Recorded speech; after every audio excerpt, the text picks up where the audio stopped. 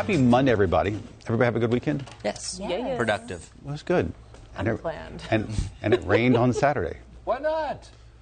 Goodness gracious, you guys are on a roll. Yeah, We could do like a year forecast. It's going to rain every Saturday. I mean, honestly, goodness Probably right. gracious. At Well, least Not fair. you had mentioned that you've been trying to plan a good pool day and things like that, but every single time there's some sort of rain or it's too hot. it's impossible. You but- can't find the baby bears. Oh, to have such problems. I'm sorry. I know. Right? I sound like a complete First brat world right now. problems. Totally. We all agree. But it is inflatable, right? It is. Yes, it's inflatable pool. Yep.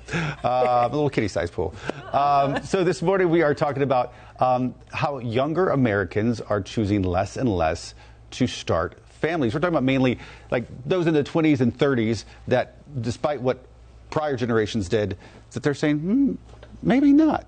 Yeah, so this research poll by British young adults found that 1 in 4 have already ruled out having a child completely, while just 55% of participants said they plan to start a family in the future. The most common reason for many was their desire to focus on themselves, while financial issues was close behind. Because we all know having a child is a big financial commitment. I'm new to this game. I totally Let agree. us know at home. Let us know if you know, if you're one of these people who's choosing not to, if you know somebody is, let us know. But that was British. What about Americans?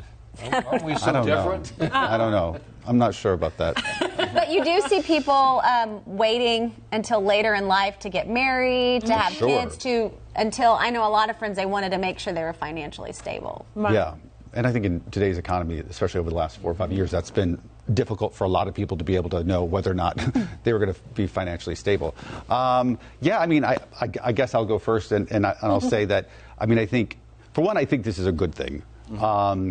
Because I think there's too much pressure by everyone, and I don't know if it's an exclusively American thing or maybe a British thing too, of where you go to college, you get out of college, you find that one, you get married, 2 years later you have kids, and that's just true. this pattern that you just follow, and you don't blink an eye. That's just what you do. And I don't feel like there's enough people, especially at that age, stopping and be like, do I want that? Do I want the picket fence? There's not enough people, I think critically. Granted, there are some people who say, absolutely, I want that. And so I think that's a good thing in that it means that hopefully people are taking a step back and saying, wait, let me figure out what I want. And You do feel a lot of pressure, Yeah. to rush into things like, Totally. oh, my mic sounds weird, doesn't it? Ugh. okay. Should I keep talking? Just or keep is it- going. Okay. Yeah. But, I feel like a lot of people, it sounds so horrible. Anyway, We're just going to whatever. pretend that you're underwater. It's okay. Like when you get engaged, they'll say, hey, when's your wedding? And then you get married, and Yeah. they immediately ask Totally. you, Where when are are you the having a babies? kid? Are you having another kid? Totally. But I think a lot of people have learned now in today's day and age, there's so many people, women, they're talking more about miscarriage or we're having trouble having kids. We've had to do IVF.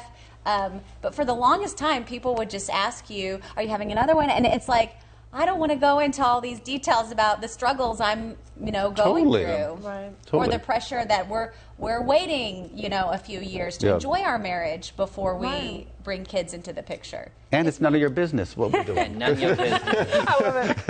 People are nosy. I mean, we're all Yeah, nosy. yeah, we are. I also think it's a maturity issue too. That for me personally, from my 20s to my 30s, it's just kind of like figuring out who you are. 100%. You need to be able to check off the boxes like I've done this, I wanted to do that, because now I love JT. But Yeah. life changes. Oh, You don't have the absolutely. freedoms if you want to do anything, getting the babysitter and stuff like that. You have to be really emotionally and maturely ready to do all this because it's a giant step. Now, me personally, I love it. I've always wanted to be a dad, Yeah. but totally respect not doing it because financially, it's different. It's different. It is. I always joke with Ben, if he'll go on a nice vacation or whatever, I'm like, all my money's going to my children and my mic. Anyway, do you want to read what Try to Melissa mess- said? Yeah, so because Melissa, my mic's... Melissa said, I was late 30s when I had my kids. I thought I wouldn't ever have any.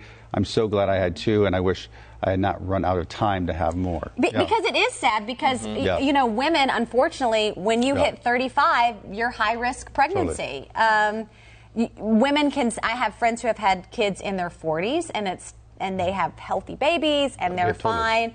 But once you hit 35, as you get older, it is harder for women. Men can have babies till like they're 80, so it. We've heard a couple of stories of that recently. Robert De Niro. I know. People like De Niro. He's like 82 years old. Yeah. And having a kid. Yeah. Which that's way too late. Yeah. Well, you're not going to be there for most of your not child's life, right? Hank makes an interesting comment. Yeah. Yeah, Hank's saying Gen Z doesn't understand life without social media. Fear of, I was like, what is this word again?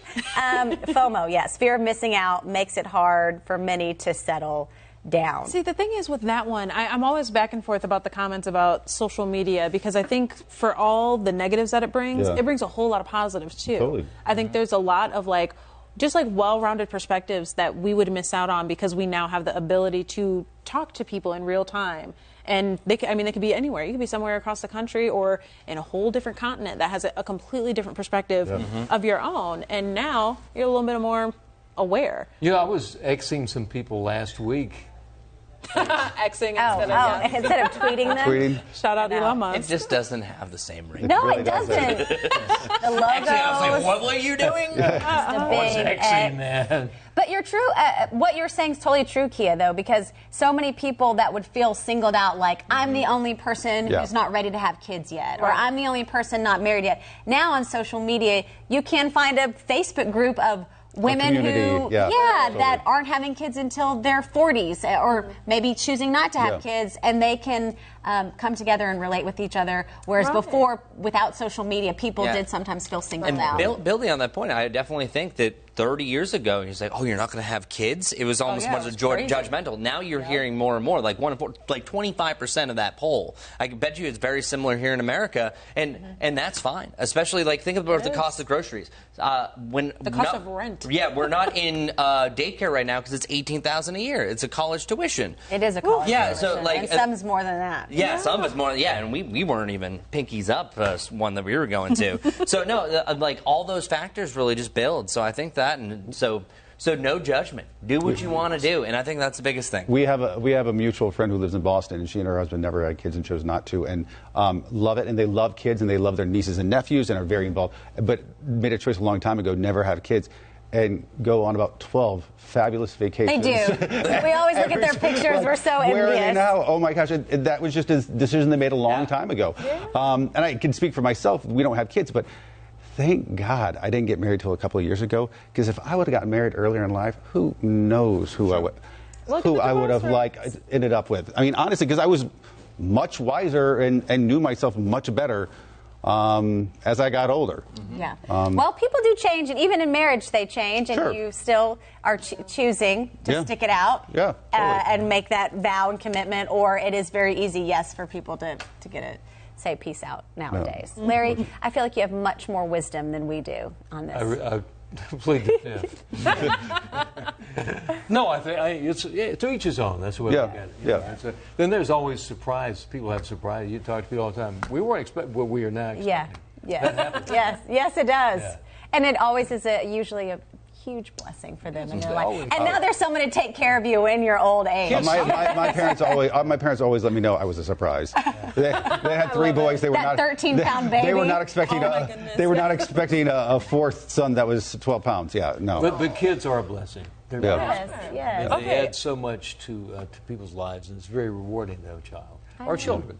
And then as you get older, they'll take care of you in turn. You got someone looking out for you. In reality, that's the truth. Yes, it is. Because you pass it on, because there are a lot of people who have no children and end up with no one to take care of them. Yeah. So that's kind of the end of life perspective to look at, but it's a reality. I'm really hoping my nieces and nephews. They will, Ben. They'll take care of you. Don't forget about their Uncle Ben and Brad.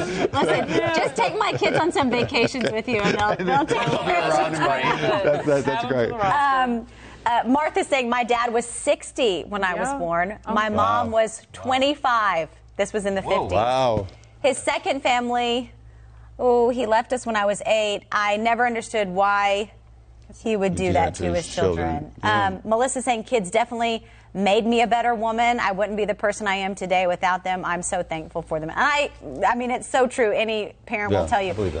It is the most selfless thing you can do to have a kid, And it is no longer about yourself anymore. You're putting your kids first, whether that's with your job or what you want to do or hanging out with friends. I always say my second job is a chauffeur. I'm just running my kids around everywhere. I literally was laughing out loud yesterday because we were out to lunch, and I just look over at JT and he's just eating French fries. Like, isn't it funny we just have this little human that just hangs out with us all the time? And he's just like watching TV, just doing that. It's been the greatest gift. It's a wonderful world, but you know what? There's also the other world. If you love kids, you don't need to have them if you have the nieces and the nephews and stuff. You can, it's almost like rentals. You can get the greatest part of them and then hand them back. That's what I love. Hand back, and then I can go on vacation. Great babysitter. There you go. There you go. Done it many times. That's right. That's right.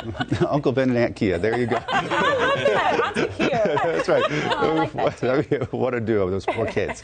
All right, folks, chime in. Let us know what you think, and then we'll see you back here tomorrow for another Wake Up Charlotte to go. See ya.